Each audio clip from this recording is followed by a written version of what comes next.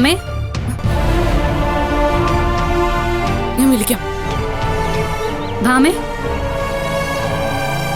ഭാമേ അവിടെ നിന്നെ. നീ എന്താ എന്നെ കണ്ടിട്ട് മൈൻഡ് ചെയ്താ പോകുന്നേ? ഏയ് ഭാമേ, ഭാമി നിക്ക്. ഇങ്ങോട്ട് വന്നേ. എന്താ? എന്തു പറ്റി? നിനക്ക് എന്തെങ്കിലും പ്രശ്നങ്ങളുണ്ടോ? എനിക്കൊരു പ്രശ്നമില്ല ചേച്ചി.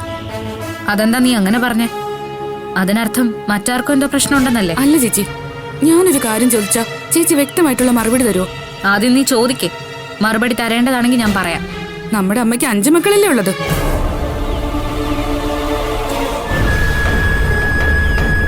എന്താ നിനക്കിപ്പോ അങ്ങനെ തോന്നാൻ? എന്നാൽ ഇപ്പൊ അമ്മ കുറച്ചൊക്കെ വേർതിരിവ് കാണിച്ചു തുടങ്ങി.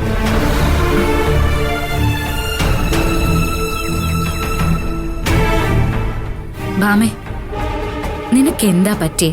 അമ്മ ഇവിടെ ആരെയാ വേർതിരിച്ച് കണ്ടത്? ചേച്ചി ഒഴികെ മറ്റു 4 മക്കളെയും അമ്മ വേർതിരിച്ച് തന്നെയാ കാണുന്നത്.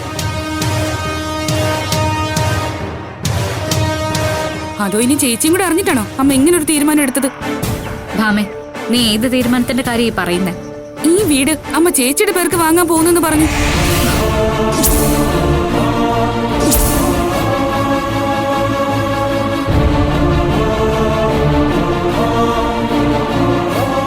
ചേച്ചി, ഞാനൊരു പ്രശ്നം ഉണ്ടാക്കാൻ വേണ്ടി പറയുന്നതല്ല.